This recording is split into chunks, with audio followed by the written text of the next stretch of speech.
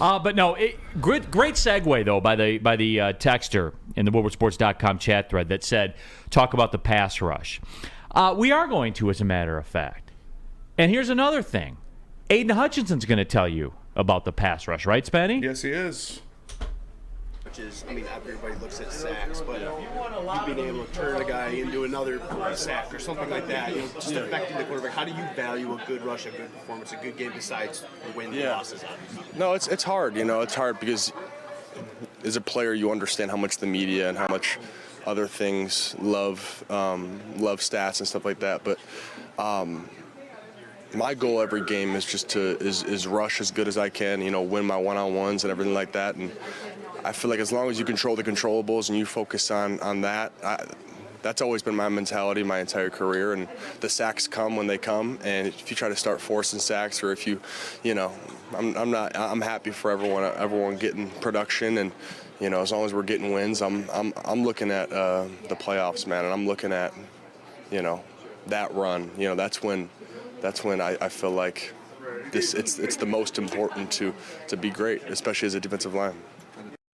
And that was Aidan Hutchinson talking about, and look, lack of sacks. I guess you could say that, right? But at the same breath, a guy like Nick Bosa has been less than. Mm-hmm. And I'm a Nick Bosa simp. And I said he's got to be better.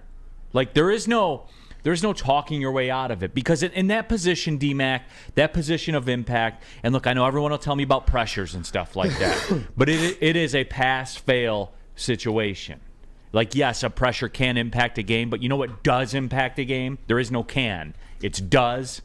The sack. Right. The sack is the new punt. The sack is the new turnover. That's what we keep hearing, right? Now Hutch is going about it the right way. I mean, that's what you're supposed to say, right, D-Mac? Yeah, no, 100%. And he's right. And that's the sign of a winning team. And, that's not him deflecting any of the attention. You see that they got to be smarter. But at the end of the day, it's about winning games. So they like what they got. Obviously, it's got to be, it's got to continue to be better, right? We got to continue to push it, but we've seen signs. And here's the one thing.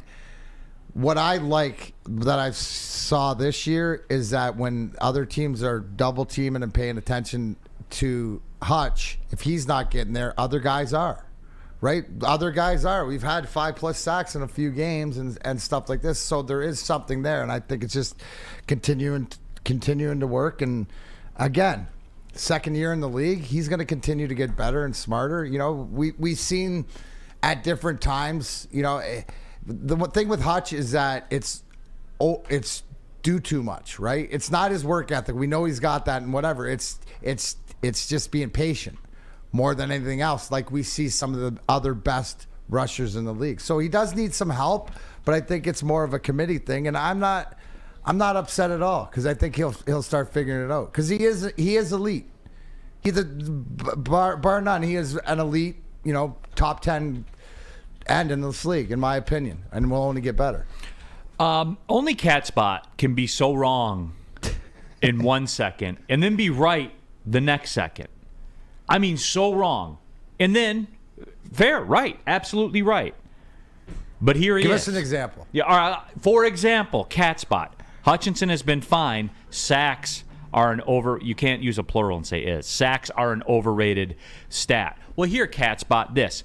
Sacks are pressures can be an overrated stat.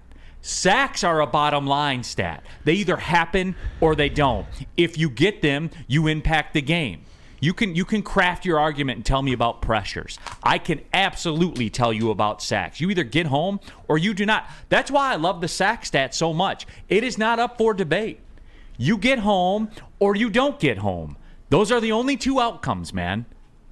So, right. So it is not an overrated stat. It's the stat that drives football now. In the same conversation, that's what we're looking for, right? Got to be better. That's what we're talking about. You look at Aidan Hutchinson and his pressures. He's up there, one of the top in the league. And where does that get you? You got to get to the quarterback. Get you almost to the quarterback. Almost to the quarterback. I'm watching things. You look at like guys like Kyle Van Noy, strip sacking quarterbacks and stuff like this. That's what we need. But to me, it's more of committee than it is just one guy. No, and that's why I enjoy the stat, number one, so much, because there is no guesswork to it. It is what it is. And then Catspot goes on to say the Lions don't have a second pass rusher. And look, Houston's supposed to fill that void. He's hurt. In the meantime, I've thought they've done okay. I thought, by committee, and I don't usually like that term, and I don't like that ideology of by committee. But here's what I have liked about the Lions pass rush, Cats. And if you peel a layer back off the onion, when they have gone up against pocket passers, they have destroyed said pocket passers.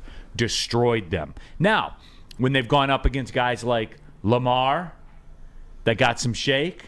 Gino. Gino. Justin Herbert. Got some shake. Justin Herbert's got a little bit of shake. Yeah. You know what I'm saying? The thing with Herbert, though, right, is that he will go to his legs, but he resorts to his arm, right? So if he gets scrambling out, he's going to be more Brett Favre, right, and try to bail out with his arm, right? His legs get him to his arm. With Lamar, with even, Gino and stuff like that, they're elusive.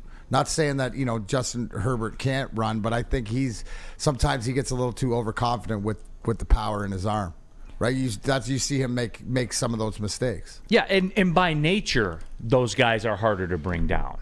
Those guys are harder to sack. I think this is a great question, Neil, and I want to ask you, and I'm sure there's a stat out there, but you know how we always say the turnover battle?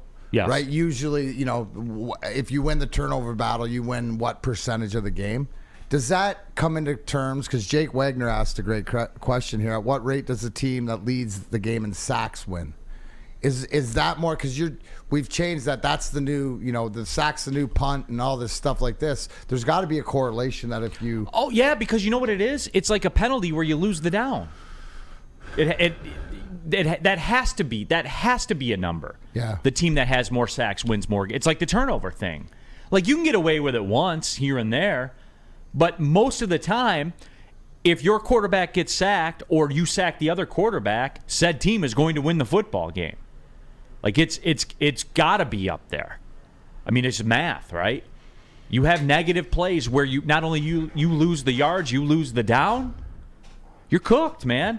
I'd love to see, like, if we had a Elias Stats Bureau, a team that gets sacked, how often do they get a first down on that series? Well, the only team that comes to my mind that has gotten away with this is Cincinnati with Joe Burrow a couple years ago, right? But still, that's if you let your quarterback continue to get hit. In the end, what happened? when they lost the game, what was the play that ended the game? It was Aaron Donald on a getting sack. pressure. Yeah, it was that Getting his hand pressure down because we know that Jamar Chase was open. Yeah. Right? I mean, and then that split second, and that's the biggest difference.